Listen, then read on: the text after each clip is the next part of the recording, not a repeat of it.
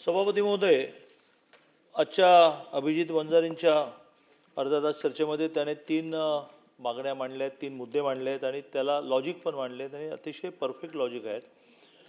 दोन जिल्ह्यासाठी जॉईंट डायरेक्टरचं कार्यालय नसेल तर सगळ्यांना ऑल द वे नागपूरला यावं लागतं आणि त्यामुळे यांच्या अर्धा तास चर्चेच्या निमित्ताने मी घोषणा करतो की आता हे वेगळं कार्यालय व्हावं यासाठीचा प्रस्ताव ऑलरेडी या अर्धा चर्चेला येण्यापूर्वी याचा प्रस्ताव आम्ही GAD पाठवला, पण त्याचा पाठपुरावा करू. पण तोपर्यंत आठवड्यातून एक दिवस हा नागपूरचा जॉईंट डायरेक्टर हा गडचिरोलीला आणि चंद्रपूरला येऊन बसेल आणि त्यामुळे त्यांच्या विषयासाठी त्यांना ऑल द वे जावं लागणार नाही. पण नजीकच्या काळात म्हणजे अगदी मला असं वाटतं की महिन्या दीड महिन्यामध्ये मागे लागून सोलापूरसारखंच वेगळं जॉईंट डायरेक्टरचं ऑफिसाला मिळेल. याचं कारण अतिदुर्गम तालुके हे सगळे आहेत. मी तर तुमच्याशी सहमत आहे. दुसरा मुद्दा जो आपण उपस्थित केला तो कॅशचा, तर मी आपल्याला माहिती देतो की मी स्वतः दिल्लीमध्ये जाऊन 1447 जणांचं कॅशचे पेंडिंगसाठी पुन्हा एकदा तुम्ही परवानगी द्या असं म्हटल्यानंतर परवानगी मिळाली.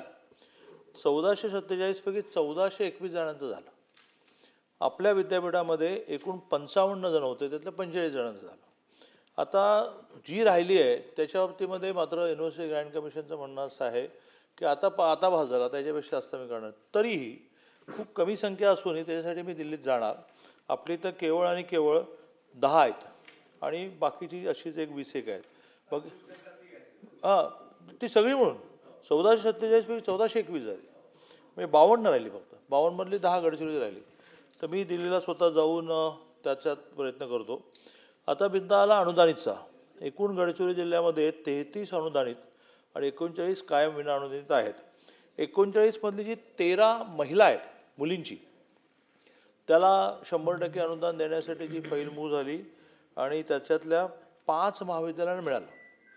आता त्याच्यातली 3 राहिली, ती थोडी त्यांनी काही पूर्तता करण्यासाठी राहिली, म्हणजे 8 पूर्ण होतील. मग आपल्या गडचिरोली जिल्ह्यातलं मुलींचं, नक्षलवादी जिल्हा, आदिवासी जिल्हा, त्यामुळे मुलींच्या कॉलेजेसना अनुदान नाही असं राहणारच नाही. मग ही 13 वजा झाल्यानंतर किती राहतील तर 26 राहतील. मला व्यक्तिशः सुद्धा असं वाटतं की बा आपल्याला 2-3 विषय राज्यातले आता राहिले आहेत, तो 78 नावाचा राहिला आहे. तसं गडचिरोली जिल्हा जर पूर्णपणे अनुदानित केला तर ती एक मोठी अचिव्हमेंट ठरेल. माननीय मुख्यमंत्री महोदयांशी मी याविषयी बोललो आहे. त्यांनी असं म्हटलेलं की याचा प्रस्ताव तर तयार करा, पण सध्याची आर्थिक स्थिती पाहता, कारण आता काल रात्रभर मुंबईत पाऊस पडतोय पण तो पश्चिम महाराष्ट्रात नाही आहे, विदर्भाचं मला नीट माहिती नाही, परंतु मराठवाड्यात नाही आहे. तर त्यांचं म्हणणं की पाऊस नीट झाला परमेश्वरी कृपेने तर आपल्याला वेगळी नुकसान भरपाई द्यावी लागणार नाही. तर 36,000च्या कर्जमाफीच्या बरोबरीने गेल्या वर्षीची आपली अतिवृष्टीची नुकसान भरपाई 32,000 कोटी आहे. म्हणजे कर्जमाफी इतकी आहे. तेव्हा ते म्हणाले की हा सगळा अंदाज घेऊ. कालच त्यांनी एका कार्यक्रमात मांडणी केली की GSTचं कॅपिटल महाराष्ट्र होत आहे, इतका GST आपला वाढला आहे आणि त्यामुळे आर्थिक स्थिती हळूहळू नीट होते आहे. तर असे सगळे प्रस्ताव रांगेत लावून ठेवा असं त्यांचं म्हणणं आहे. त्याप्रमाणे गडचिरोली जिल्हा जर 100% अनुदान करता आला तर तुमच्यापेक्षा जास्त आनंद मला होईल. याचं कारण विद्यार्थी परिषद असताना आदिवासी भागातल्या आमच्या शिबिरामधूनच आम्हाला आयुष्याची जीवनदृष्टी मिळाली आहे. तर तिथल्या अडचणी मला माहिती आहेत. आता 3च मुद्दे होते तुमचे. एक मुद्दा तुम्ही काढलात जॉईंट डायरेक्टरचं ऑफिस काढा, दुसरं कॅशचा काढलात आणि तिसरा तुम्ही काढला अनुदानाचा. तुम्ही एक मुद्दा त्याच्यात काढला आहे तोही सांगून टाकतो, HRDCचा. तर HRDCचं 2F-12B मिळालं. आता ह्यांचं म्हणणं असं आहे युनिव्हर्सिटी ग्रँट कमिशन, कारण त्यांनी परवानगी द्यायची असते, 2दा जाऊन आले कुलगुरू. त्यांचं म्हणणं असं की सध्या सगळंच ऑनलाईन आहे तर तुम्हाला वेगळं काय पाहिजे. पण आपला आग्रह राहील की हा आदिवासी जिल्ह्याने करा.